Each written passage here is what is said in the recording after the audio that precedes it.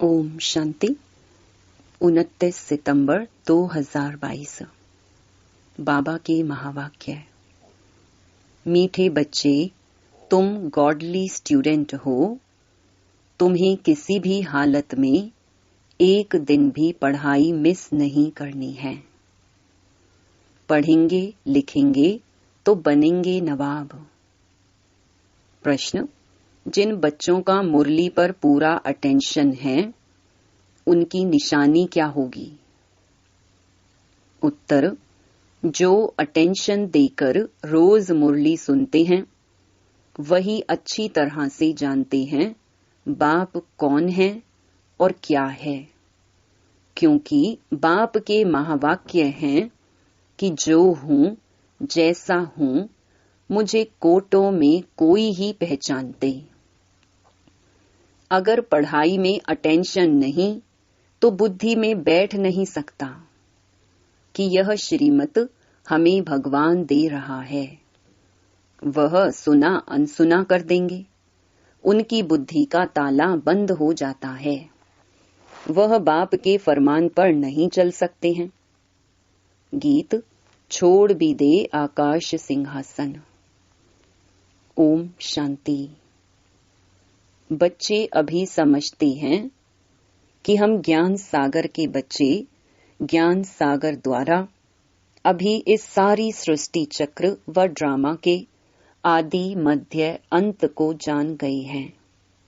दुनिया में तो और मनुष्य है नहीं जिसकी बुद्धि में यह ड्रामा हो। तुम्हारे में भी सब एक जैसा नहीं जानते हैं। तुम बच्चे जानते हो, यह भारत अविनाशी खंड है। यह भारत ही सच खंड और झूठ खंड बनता है। सच खंड को स्वर्ग, झूठ खंड को नरक कहा जाता है। यहाँ कई बच्चे समझते हैं। यह ज्ञान तो हम रोज सुनते हैं, कोई नई बात थोड़ी है। नॉलेज को पूरा धारण नहीं करते हैं। तुम गॉडली स्टूडेंट हो, पढ़ाई एक दिन भी मिस नहीं करना है।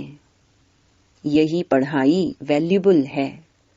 भल कोई बीमार भी हो, वह यहाँ आकर बैठे तो महावाक्य तो सुनेंगे ना। सुनते सुनते प्राण शरीर से निकले तो कितनी न शफा मिल जाए। यह है बड़ी हॉस्पिटल। रात दिन पढ़ाई का बहुत शौक होना चाहिए। माता पिता को भी रात दिन शौक है ना। भगवान तुम्हें पढ़ाते हैं। भगवानुवाच: हे बच्चे, तुम अच्छी रीति समझते हो ना। तुम तो कहेंगे यह लड़ाई 5000 वर्ष पहले भी लगी थी। आगे तुम नहीं जानते थे। अभी जब बाप ने समझाया है तब समझते हो। तो स्टूडेंट का काम है जो नॉलेज मिलती है उनको धारण करना। यहाँ मुख्य बात है ही पवित्रता की। आत्मा जो आयरन एज में आकर काली बन गई है, खाद पड़ गई है, उसको निकालना है। तुम आत्माओं को अंदर में ख्याल आना चाहिए, शिव बाबा हमारे साथ बात कर रहे हैं, तो आत्म अभिमानी बनना पड़े। आत्म अभिमानी यहाँ परम पिता परमात्मा ही बनाते हैं। और कोई की ऐसी ताकत नहीं जो ऐसे आत्म अभिमानी बन बैठकर समझाएं। भल कहते हैं हम ईश्वर हैं, फलाना हैं, परंतु जानते कुछ भी नहीं। तुम्हारी बुद्धि में है हम सारे सृष्टि चक्र के आदि मध्य अंत को जानते हैं। धारणा करने वालों में भी नंबरवार तो है ना। ना सिर्फ यहाँ, लेकिन जो भी सेंटर हैं वहां भी नंबरवार हैं। स्टूडेंट कभी एक समान नहीं होते। कोई मास में 20 दिन आते, कोई एक्यूरेट आते होंगे। भल कोई कहाँ भी जाते हैं, परंतु वहां भी रेगुलर पढ़ना है। अगर मुरली नहीं पढ़ते हैं तो एब्सेंट डाली जाती है। अगर मुरली जाती है, पढ़ते हैं, तो एब्सेंट नहीं कहेंगे। और कोई स्कूलों में ऐसे नहीं होता है। यहाँ बाहर जाने से उनको कुछ न कुछ पढ़ने के लिए देंगे। अगर कोई हॉस्पिटल में है, वहां भी जाए, तुम उनको मुरली सुना सकते हो। यह मोस्ट वैल्यूबल नॉलेज है। यह तो जानते हैं, जितने अभी पास होंगे उतने कल्प कल्पांतर पास होंगे। यह बड़ी भारी पढ़ाई है, इसमें बड़ा अटेंशन चाहिए। ऐसे बहुत बच्चे हैं जिनको माया एकदम नाक से पकड़ लेती है, फिर भी याद नहीं रहता कि मैं गॉड फादरली स्टूडेंट हूं। गाया भी जाता है, गज को ग्राह ने खाया। यहाँ की बात है, कुसंग मिलने से खाना आबाद होने के बदले बर्बाद हो जाता है। बहुत थोड़े हैं जो अटेंशन से पढ़ते हैं। बाप कहते हैं, मैं जो हूं जैसा हूं, विरला कोई मुझे समझ सकते हैं। अनपढ़ बच्चों को कोई बात कहो तो एक कान से सुन दूसरे से निकाल देते हैं। भगवान के हमको डायरेक्शन मिले हैं, वह बुद्धि में नहीं रहता है। पूरा योग न होने कारण माया बुद्धि को ताला लगा देती है। यह दंड पड़ जाता है क्योंकि फरमान पर नहीं चलते हैं। बाबा कहते हैं, मैं इतनी दूर से आया हूं तुमको पढ़ाने। तुम श्रीमत को मानते नहीं हो, फिर तुम्हारी क्या गति होगी। भगवान खुद बैठ पढ़ाते हैं, आज्ञा करते हैं, ऐसे नहीं कि प्रेरणा करते हैं। इसमें प्रेरणा की बात नहीं। यह तो ड्रामा बना बनाया है, अनादि है। यह तो पतित मनुष्य भी कह देते हैं कि परमात्मा की प्रेरणा से यह काम होता है, परंतु ऐसे तो है नहीं। ड्रामा का राज कोई भी साधु संत नहीं जानते हैं। बाबा ने आगे भी कहा था, एक विराट रूप का बड़ा चित्र बनाओ विष्णु का। वो लोग तो रॉन्ग बना देते हैं। देवता, क्षत्रिय, वैश्य, शूद्र भी दिखाते हैं। डिटेल में नॉलेज कुछ भी नहीं जानते, सिर्फ ऐसे ही कह देते हैं, अर्थ कुछ भी नहीं समझते। विराट रूप नामी ग्रामी है, वह भी बड़ा बनाना चाहिए। भल हमारे इस चित्र में भी है ब्राह्मण, देवता, क्षत्रिय, वैश्य, शूद्र, परंतु बाप कहते हैं कि विष्णु का चित्र बनाना चाहिए। ऊपर में चोटी भी देनी चाहिए, शिव बाबा भी ऊपर में देना चाहिए। स्टार मुहाफिक है। फिर ब्राह्मणों की चोटी, अंग्रेजी में भी लिखो, यह बीके ब्राह्मण वर्ण है, एक जन्म। यह है मोस्ट वैल्यूबल जन्म। लीप जन्म, लीप युग है। यह है ऊंचते ऊंच युग। इसको कोई जानते नहीं है, कोई भी शास्त्रों में यह नहीं है। पतित पावन बाप को बुलाते हैं तो इसका मतलब कलयुग का अंत है ना। संगम युग का तो किसको पता नहीं है। बाप कहते हैं, यह भी समझाओ। ब्राह्मण जन्म एक जन्म, फिर देवता इतने जन्म और इतना समय। तुम क्रिश्चियन का भी दिखाते हो, 2000 वर्ष होंगे। फिर सबका पार्ट पूरा होता है तो यह क्लियर लिखना चाहिए। ब्राह्मण वर्ण, देवता वर्ण, फिर क्षत्रिय वर्ण, राम राज्य। अभी तो हैं सब शूद्र वर्ण। विराट रूप दिखाना है। सारा खेल भी भारत पर बना हुआ है। भारत पावन, भारत पतित, बाकी सब बाई प्लॉट हैं। उनका वर्णों के साथ कोई कनेक्शन है नहीं। भारत की महिमा बाप ने समझाई है। यह है अविनाशी खंड, यह विनाश नहीं होता। यह भी तुम जानते हो बरोबर, सतयुग में और कोई खंड नहीं होता। यह सब बाद में आए हैं, फिर सब खलास हो जाएंगे। अविनाशी खंड भारत ही रहेगा और सब खत्म हो जाएंगे। नाम निशान ही गुम हो जाता है। यह नॉलेज अभी ही तुम बच्चों की बुद्धि में है और कोई भी नहीं जानते हैं। भारत पवित्र से पवित्र खंड था। भारत को कहा जाता है धर्म क्षेत्र। दान पुण्य जितना यहाँ होता है और कहीं नहीं होता। यहाँ फिर से तुमको सारे विश्व के मालिक पने का वर्षा देते हैं। तुम इतना ऊंच वर्षा लेते हो। तुमको यह वर्षा था, फिर गंवाया है। हार जीत होती है ना। अभी तुम जानते हो हम जीत पा रहे हैं, फिर हार खाएंगे। यह हार और जीत का राज बुद्धि में फिरता रहेगा। जीत कैसे पाते हैं और फिर हार कैसे खाते हैं। सतयुग में यह नॉलेज थोड़ी होती है, वहां तो है प्रारब्ध। यह राज्य हमने कहां से लिया है, यह भी वहां पता नहीं रहता।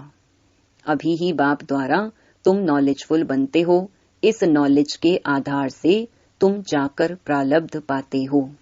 ड्रामा की रील फिरती रहती है, जो इमर्ज होता है उसी अनुसार तुम्हारी एक्ट चलती रहती है। 84 जन्मों की एक्ट ड्रामा में नूंधी हुई है। आत्मा कितनी छोटी है, इसमें सारा पार्ट नूंधा हुआ है जो रिपीट होता रहता है। इसको कुदरत कहा जाता है। इस कुदरत को कोई नहीं जानते। इतनी छोटी आत्मा में कितना पार्ट है जो कभी विनाश नहीं हो सकता। इन साइंस वालों की बुद्धि अपने विनाश का प्रबंध कर रही है। तुम आत्मा ऊंच पद पाने का पुरुषार्थ कर रही हो। वह समझते हैं हम अभी स्टार मून के नजदीक आए हैं, प्लॉट लेंगे। वह बड़ा महत्व देते हैं। हम तो कहते हैं कि यह तो सब अपनी मौत के लिए करते हैं। तुम बच्चे जानते हो यह सब तैयारी हो रही है स्वर्ग के गेट खोलने के लिए। यह लड़ाई बिगड़ स्वर्ग के गेट कैसे खुलेंगे। पतित दुनिया का विनाश तो चाहिए ना। इन बातों को विद्वान पंडित आदि थोड़े ही जानते हैं। यह तुम जानते हो। ड्रामा अनुसार नूंद है तो तुम बच्चों को यह पढ़ाई पढ़नी है। कोई तो सुनते सुनते पढ़ते पढ़ते खत्म हो जाते हैं, कोई तो बैठे हुए भी जैसे कि सुनते नहीं। धारणा जब खुद में हो तब तो औरों को समझा सके। धारणा ही नहीं, सर्विस ही नहीं करते तो पद क्या मिलेगा। हाँ, स्वर्ग में जाएंगे, राजाई में आएंगे, परंतु सब तो राजा नहीं बनेंगे ना। पढ़ेंगे लिखेंगे होंगे नवाब। जो नहीं पढ़ेंगे पढ़ाएंगे तो भरी ढोनी पड़ेगी। यह तो होना ही है। जाकर चाकरी करेंगे, राजाई में आएंगे, परंतु चाकरी करेंगे ना।